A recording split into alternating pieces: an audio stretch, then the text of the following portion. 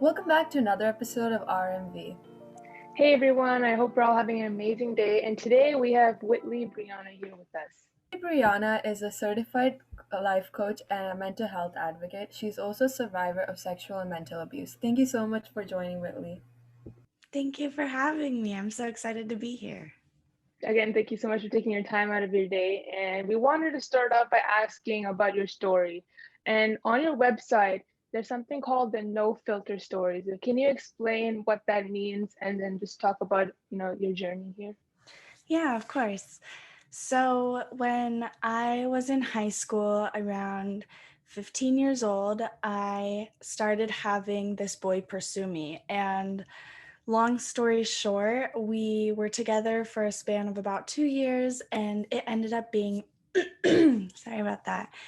It ended up being a severely abusive relationship, both mentally and sexually. And so during that relationship, severe anxiety and depression manifested for me. And so I was having like daily panic attacks and mental breakdowns, and even to the extent of suicidal ideation and many attempts. And so that was a really dark time in high school.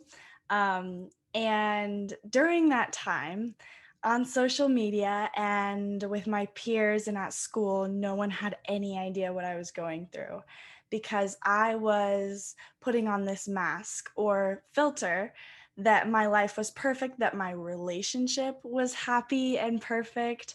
And I remember even one day I had like a suicidal attempt and I was still posting this super picture perfect picture of me and my boyfriend out of town.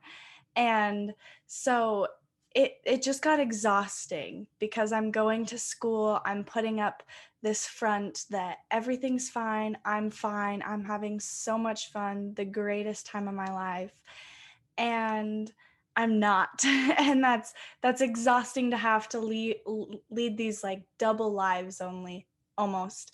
And so I realized, like, once I cut him out of my life and I started prioritizing my mental health and learning to love myself again, I just kind of reassessed my relationship with social media. And I was like, wow, there are probably other people on the other sides of these screens scrolling through and seeing my pictures and feeling really bad about themselves and really bad about their own lives and comparing their low points to my supposed high points.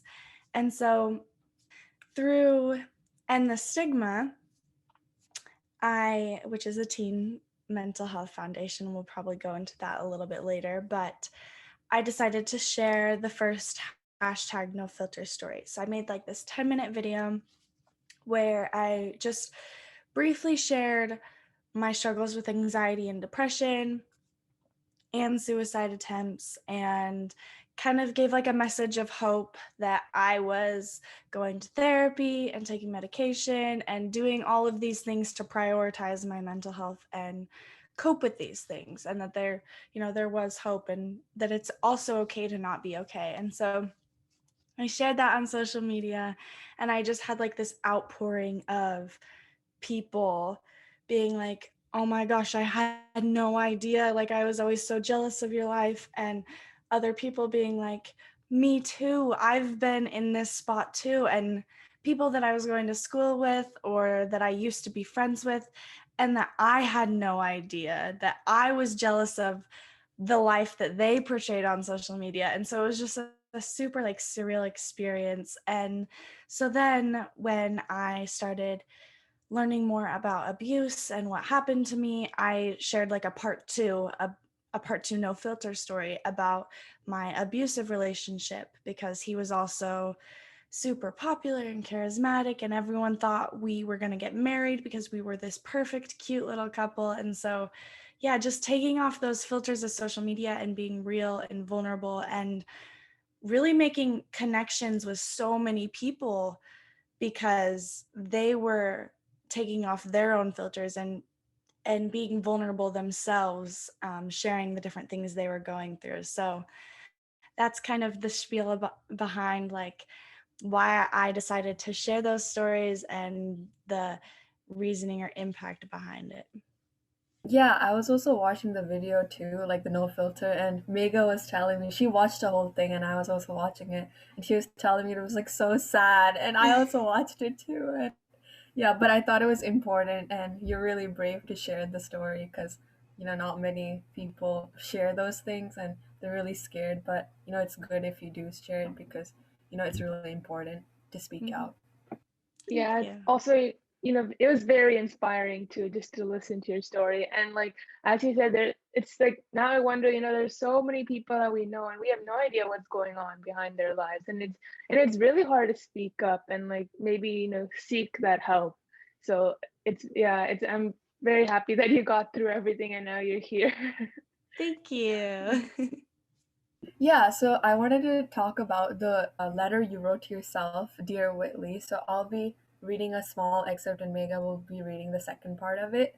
So yeah, I'm just reading it off the screen. I think you wrote it on your blog. So Yes. yeah. Yeah, so Dear Whitley, this is a letter to the you that feels all the joys and sorrows of life with intensity. The you that feels as if you're drowning in struggle with your lungs filled with pain. The you that feels passion that ignites your soul on fire. The you that feels clouded with depression so dark that you get lost. The you that feels uncontrollable giggles of giddiness. The you that feels so angry you scream with frustration. The you that feels overwhelming amounts of peace and gratitude that it sends chills running through your body. Yeah, and here's the second part. It's okay to not be okay. You're allowed to feel all these things. You cannot feel sheer happiness without immense pain. I know it's scary in the dark. Uncertainty is uncomfortable and exposing, but can you put your trust in me? I promise it's in forever. The good always comes back. I love you, Whitley. Yeah, I thought it was really beautifully written, and I wanted to ask, so when did you write this letter and why did you write it? Yeah, so one of the things that I did in my therapy sessions was writing letters to my younger self. And then also when I was doing good, like when I was feeling amazing and all these things were working, the coping skills and stuff like that, I would write a letter to the me that was in the lows. So then when I'm in the middle of a panic attack or, you know, uh, sob session or breakdown, I can go back and read how I felt and what it was like and inspiration from myself, a little pep talk from when it was good, because I think it's really easy to spiral into this place of I'm going to be stuck here forever. I'm going to be miserable. And like one thing can lead to another, and it can get to a really dark place. So kind of just wanting that hope for myself. And then I had a friend who is a videographer that was like, this could be a really powerful message. And so, a span of like several months, we started videoing different parts of my life. And there were times where I was like, I'm having a breakdown, I'm crying, like, come over and video it, as hard as that's going to be, so that we could really show like the highs and the lows in that video, because it's not just miserable lows, and it's also not just happy-go-lucky, positive, good vibes only all the time. There is a fluctuation of both, and that's normal. So I think I can get stuck in those opposite extremes of this is never going to get better, I'm always going to feel this way in the lows, or feel shameful or like I'm doing something wrong because of those like toxic positivity messages pushed in society of like, just be positive, look at the bright side, good vibes only, where sometimes it's just okay to not be okay. And sometimes things are just really crappy, and that's fine, that's normal. It doesn't always need a positive spin necessarily. And so, yeah, we did those videos, and then I wrote that and we did that, and I also got a really amazing response of people who were like, I had a plan to end things, and this really gave me so much hope and changed things around for me. So thank you. And I also go back and watch that video myself when I'm in those lows, because it is literally a letter to myself for those moments. But yeah, I just think like when it comes to emotions, we don't want to feel the negative ones. We don't want to feel the hard, scary ones. And so we tend to kind of try to numb out those emotions or avoid them, shove them down.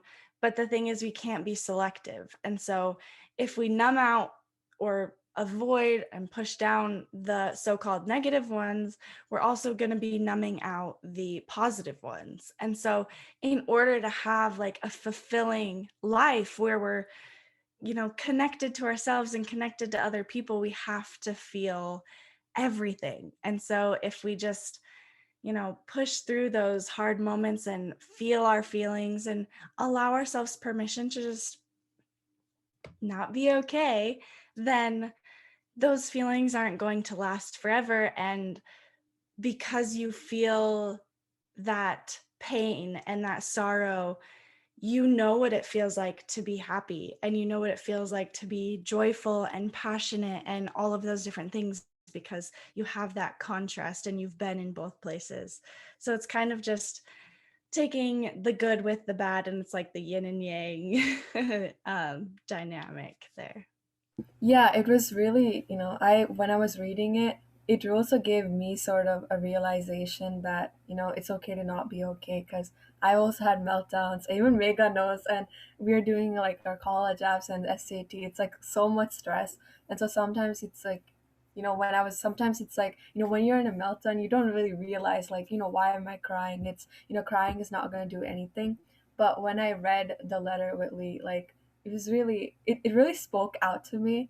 And yeah, I think that letter, I'm gonna cherish it, because it really spoke out, and I related to some of the things you said in the letter. So yeah, so if anyone wants to check that out, check out the full letter in her blog. So yeah. Mhm. Yeah, exactly. Same thing. Your words, I love your words. They're all so moving. Like it's okay to not be okay. Like I love that. And yeah, I think it's important for people to realize that, it's okay to break down sometimes. I think like it's like if you never break down, I think that's also, like a problem too. So it's sometimes you need to let your emotions go, as you said. So yeah, as Varsha said, like, if anyone wants to here look at this letter, please check down, it will be in the description below. I think it's very important, and I think it's also nice advice to like give yourself a letter too. So like if you're someone who goes through this, like maybe write a letter to yourself too. That's good advice. Yeah, so moving on, so you're a mental health advocate, Whitley, and so one of my questions I wanted to ask was, what are some ways you can cope with like mild depression or mild anxiety? So that's a very complex question. And I think it's different for everyone, and what necessarily works for me may not work for other people, and vice versa, and that's okay. So I think I went through like a trial and error process of trying so many different things to see what stuck and what actually made a difference. And other things just didn't resonate with me, and that's okay. So I personally go to therapy every week. I've been going for years now. I think therapy is so cool, and there's a lot of stigma around it. But I also do other things on top of therapy, because that's only 1 hour of my week. And there's so many other hours that I have to cope and work through these things. So, therapy being one of them. I've also been on like antidepressants, currently actually trying to get off of those because I'm in a much better place, and I don't think I need to be on all of them. I can cope without that extra help, but I think when you're in that heavy place, those are definitely things that could make or break a lot of things and help you get to that stable, steady place.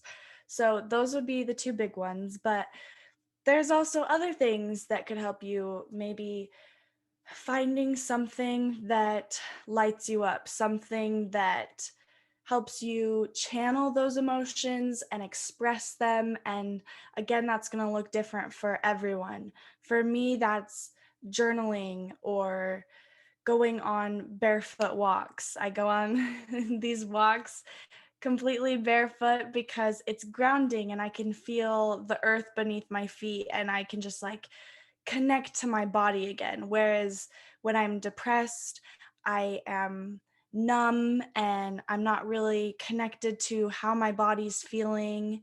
Or if I'm having anxiety, I am swirling all over the place and my brain is just like spiraling. And so those like mindful walks where I'm barefoot helps me kind of reconnect with my body and like recenter myself in that grounding. Or like I said, journaling when I'm having these really dark thoughts or I'm having these spiraling anxious thoughts.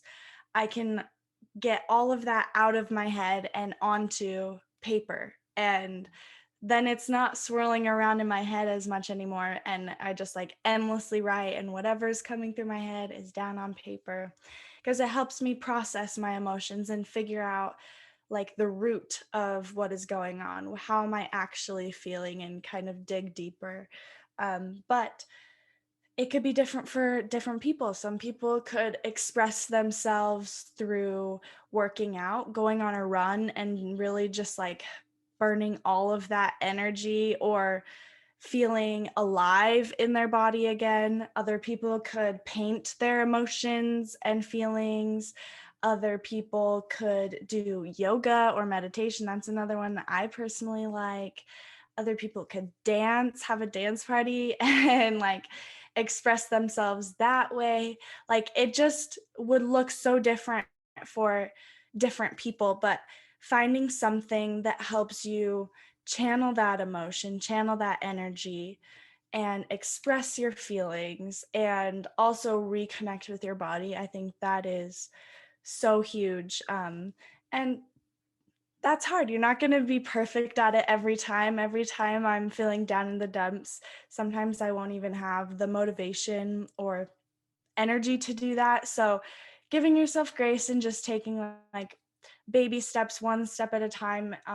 If the only thing I can muster up that day is get out of bed and take a shower, like that's okay too. It doesn't have to be this perfect form of self-care every time. Just listening to your body and what you need in that moment. Yeah, I think mental health, especially with the pandemic, it's one of the most important topics. People talk it all the time, and like in podcasts and stuff, like everyone's topic is just about mental health, and it's really affecting teens, especially. We've had so many episodes with other teens, other adults talking about mental health, and it's really affecting us really badly. And so I want to know, like, what are some ways that we can do as teens to feel safe and happy and like, like help other people, like, especially, when we're online, how can we do that? So again, that's a hard question, but I think feeling safe and feeling comfortable, that's a personal thing, and it depends on your dynamics. So maybe you don't have this great relationship with your parents where you feel like they don't understand you, or it's not a safe place to express your emotions.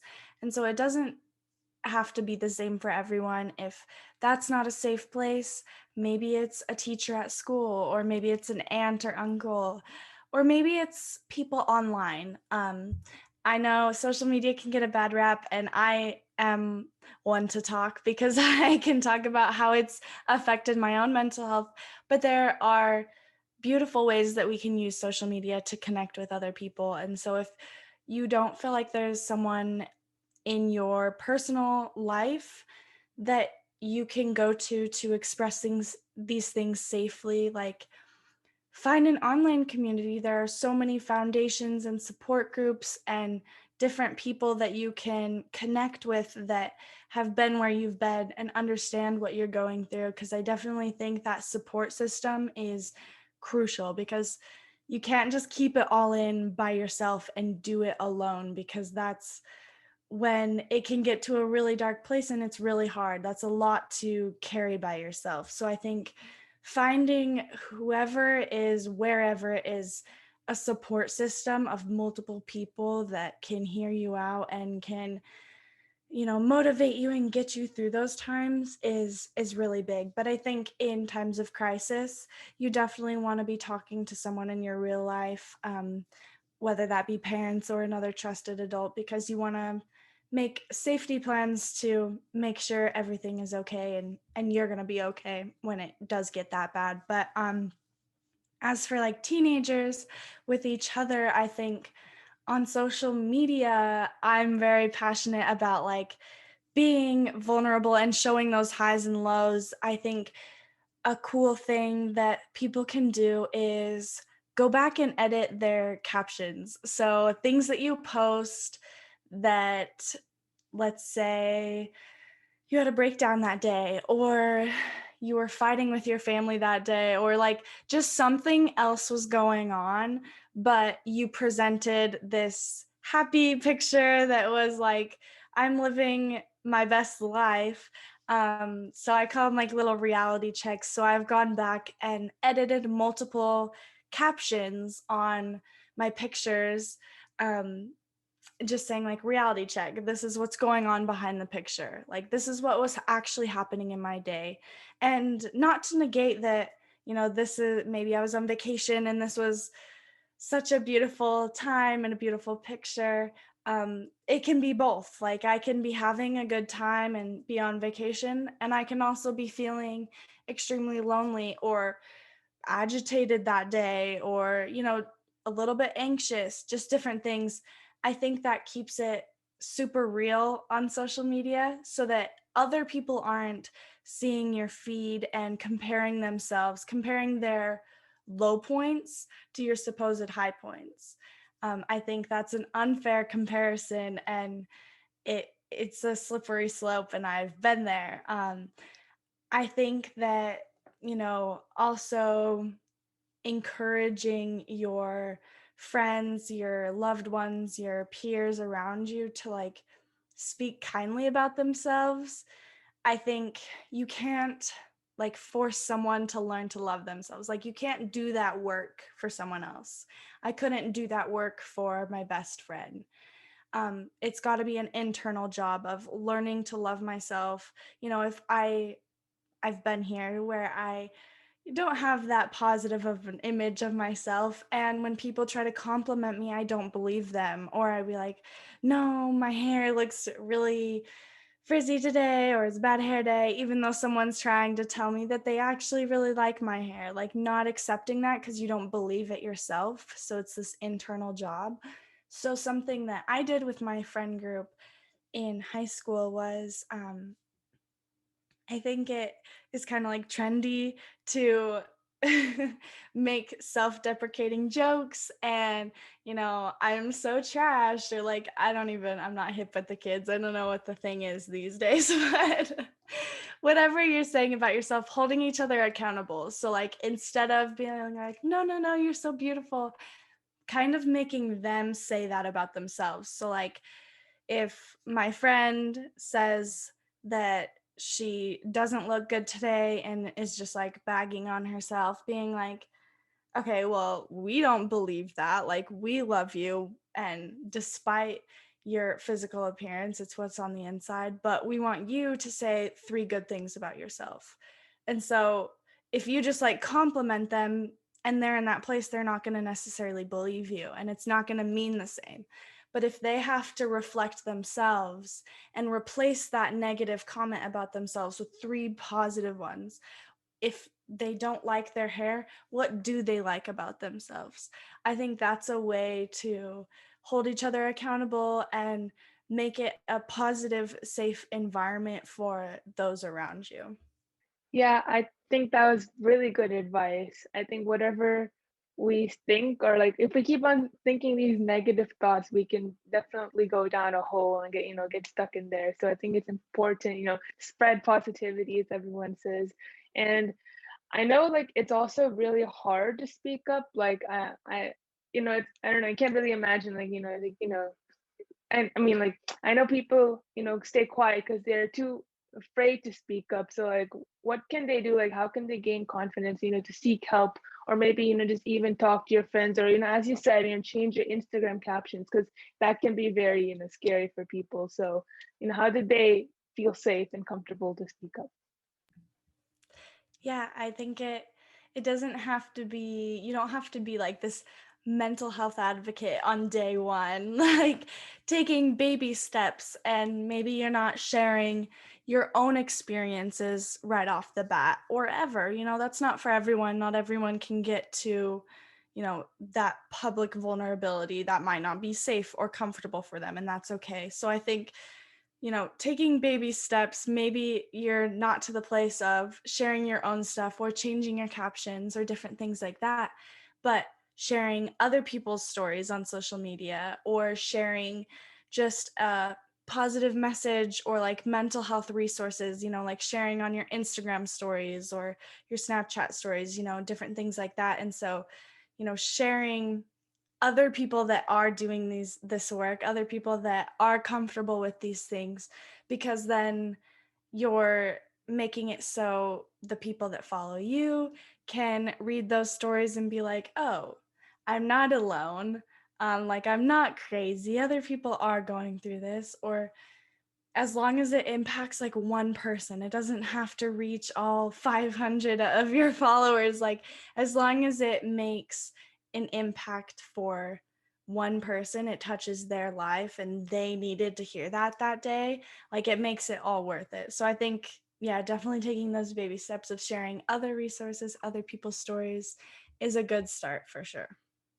I was gonna say to like, I think previously you talked about how you should have a good support system, which is also very important because, as I think, as you guys said, like you're not alone because there's other people also feeling what you feel.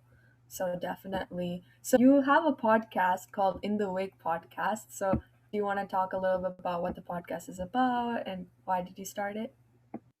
Yeah, of course. So, yeah, after I shared those two no filter stories, I just had such a positive um, experience and so much good feedback from everybody that I was like, I want to continue sharing my story. I want to continue talking about these things. And so I was like, YouTube channel or podcast? Podcast is more up my alley. So that's where I went with that one. And the name In the Wake. So that little phrase means the result of something occurring. And so I started the podcast as a result of my story and all of my struggles and what I've gone through. And so um, I'm sharing everything that I've gone through in different episodes, and I'm sharing interviews with other people that have come out on the other end, that have reached the light at the end of the tunnel. And so after they've gone through all of this stuff and have all this experience, they're sharing their wisdom and their insights and what that looked like. And so that's the little spiel behind the name. And yeah, the motivation. I love it. I love connecting with people and having those conversations. Yeah, it's really unique in the wake because when I was reading your website, it's like, oh, in the wake, like it's really unique and interesting that you made that name. Yeah, it is. Yeah, and I've also checked out some of your episodes, and I think they're all really influential, and it's very nice. So we will definitely link it down below, so everyone go check her Good. podcast out. Yeah, and also on your website, you have something called the End the Stigma Foundation.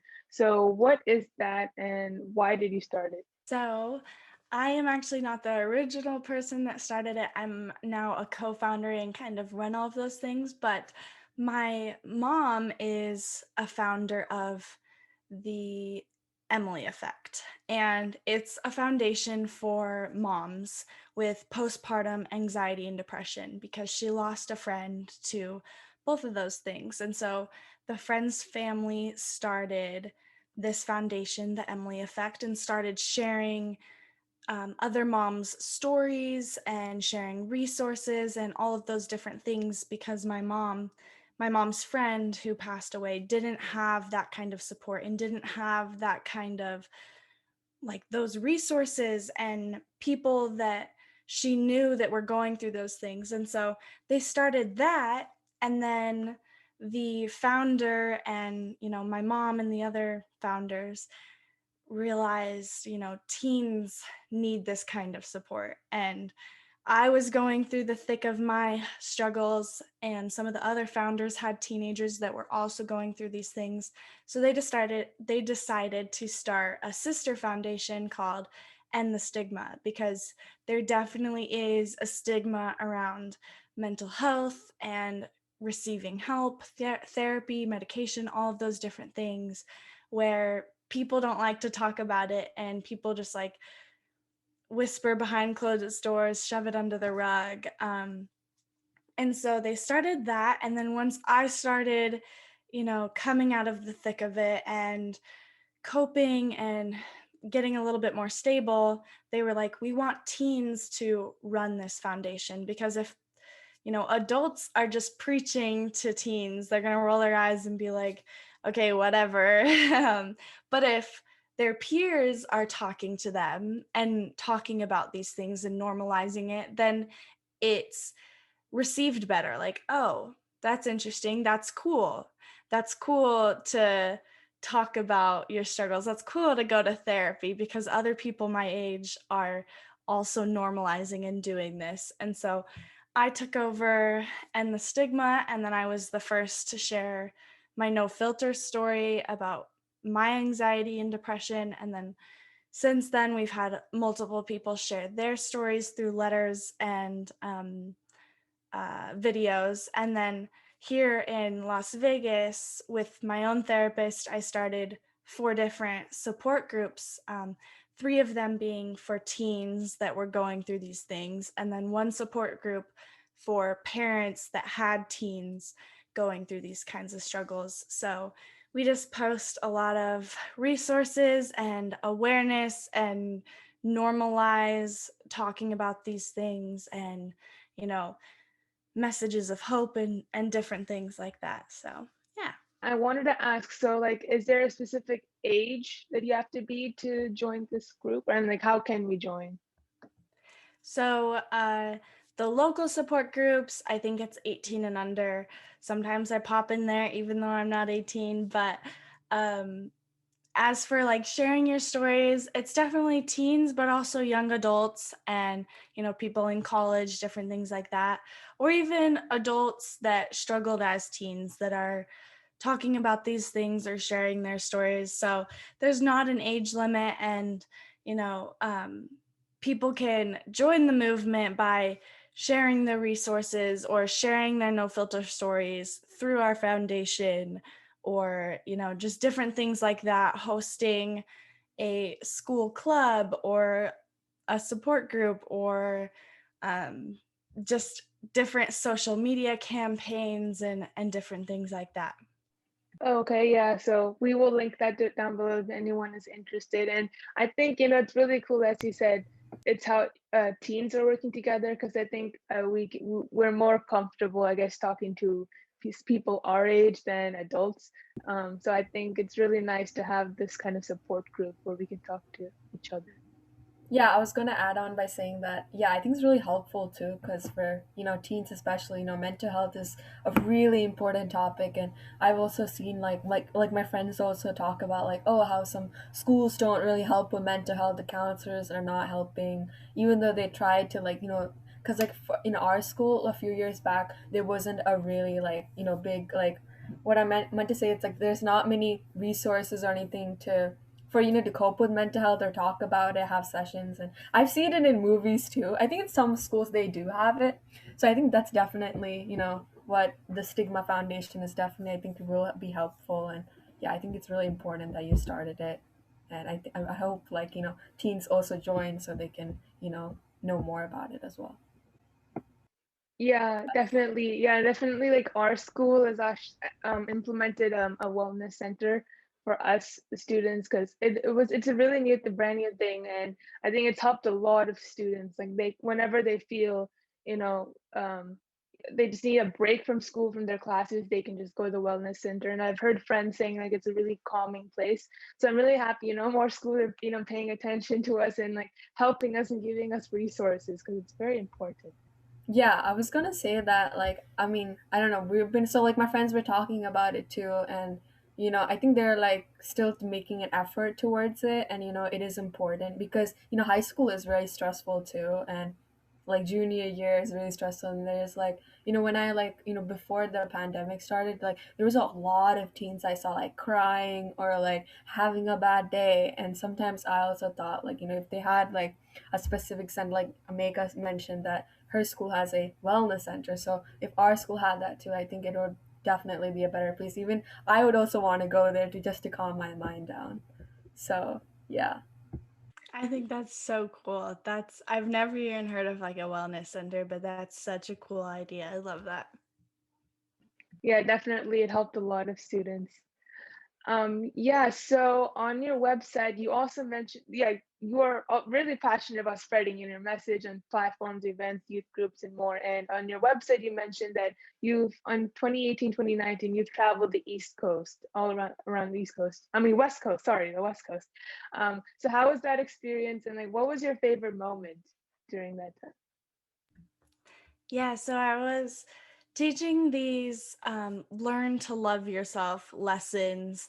It started in my English class, I think junior year. I don't think it was required. You could sign up to like teach a life lesson and go through this different activity. And I had so much anxiety about public speaking. I remember so many breakdowns when I had to like give a speech in class because that was just not my thing.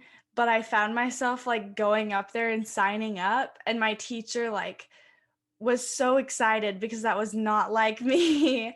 And so I started speaking and I became very passionate about it. And I was like, it's easy to talk about things that I want to talk about and the things that I've experienced.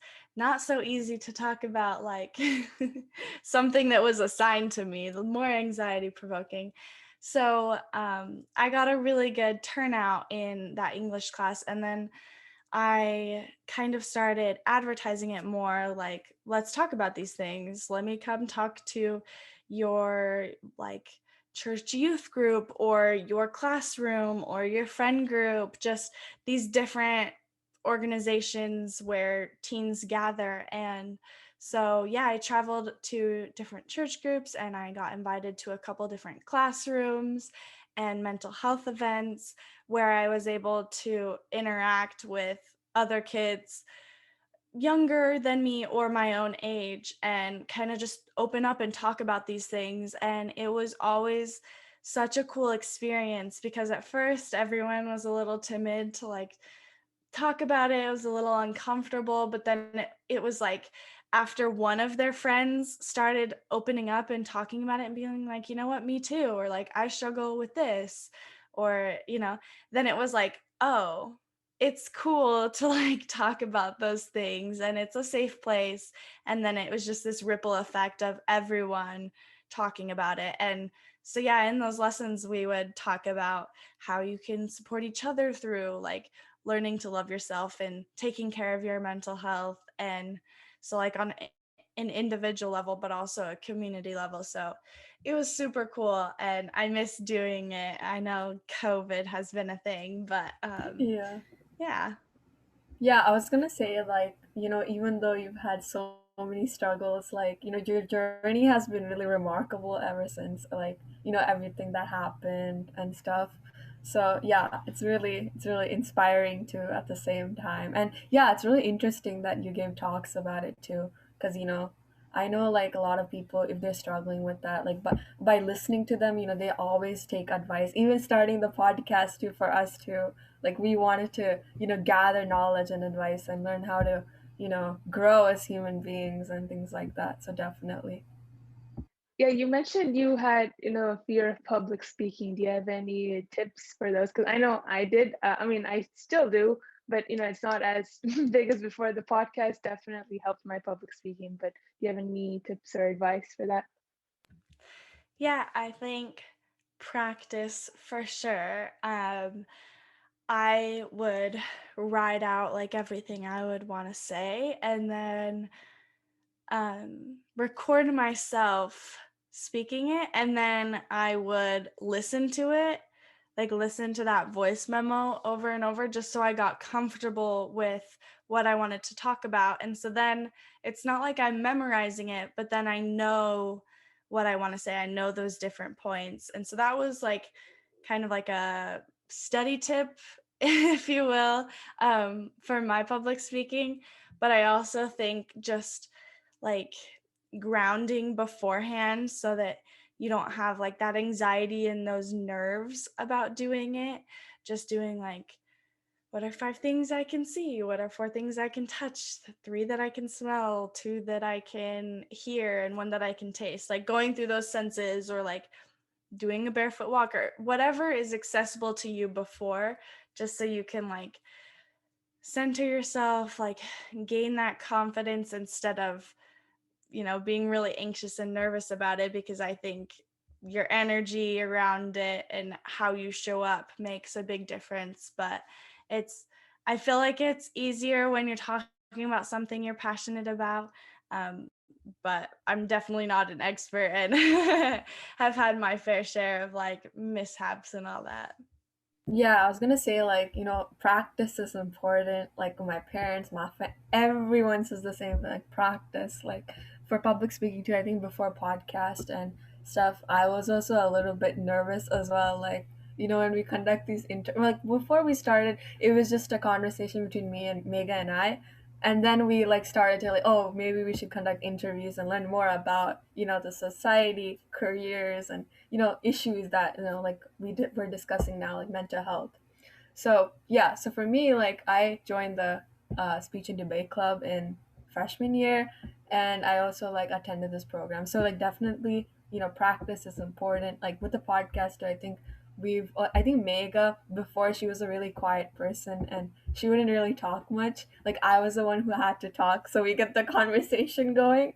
So I think with the podcast, I think now recently I've seen like Mega is like talking more effective, like talking more and more. So yeah, definitely. Yeah, it's definitely, as Whitley said, like if you're talking about something you're passionate about, it's much easier. So like, yeah, I've been like talking so much more. Like even my friends are like saying like, you've been talking so much more, like engaging in so much conversation. I'm like, yeah, I think it's because of the podcast. So this has been really, I've got so many skills from this. So check out Whytli.com. Check her podcast, In the Wake podcast. So link down in the description. Check it out below. Yeah. Do you have anything else that you wanted to add or talk about? I think we covered a lot. I'm also super proud of both of you for starting a podcast and having this platform. It was an honor to be here. I think like a closing message would just be that you're not alone. Whatever you're going through, there are other people that have been there, that have experienced those things, and you're not crazy. Those feelings are normal, and that it is okay to not be okay. It's not realistic to expect yourself to be happy and positive all the time. That feels good and that's a bonus, but your baseline isn't necessarily happy. So it's okay if you are having a hard time or you're struggling a little bit. That's a part of the human experience. Yeah, thank you so much for giving us a message. Yeah, we're going to ask you, like, what's one piece of advice you can give to our listeners? You can also shout out and promote anything that you want. Yeah, I mean, I think you guys pointed it out, but yeah, I have Whytli.com where you can find At the Stigma, my no filter stories, the podcast.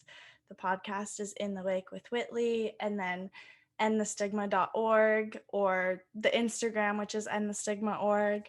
And then basically all of my social medias are just my first name, like Whytli.com. So it's easy to find me you wherever you are in your favorite platform.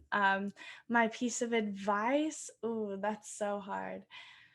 I think my motto is grow through what you go through, because sometimes you don't have control over your life circumstances or the different things, the different struggles that you're experiencing, but there's always like a takeaway or a different perspective. And so just constantly growing through any hardship or even high, along with the lows, anything that I'm going through, like, what can I gain from this? What can I pull away from this? What is a different perspective or a life lesson? So I'm always having that mindset that even when it's a really hard time, like, I can get something great out of that and become a better me or figure out what I do and don't want from life. So, yeah.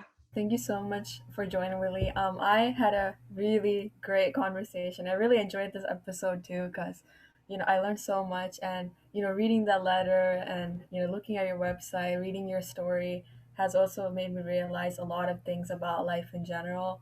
And yeah, I learned so many things. I learned so many tips about mental health, and yeah, I honestly Yeah. am going to cherish Yeah, this we've been episode. waiting for this episode for a while. So, again, thank you for joining, taking your time and like joining in our podcast. Thanks for having me. It was so much fun. And I'm so happy that we finally were able to sit down and do it after so much back and forth. Yeah, It's thank okay, you it's so much. okay. Yeah. Have a great day, everyone. It's me, Varsha, And Mega. signing off.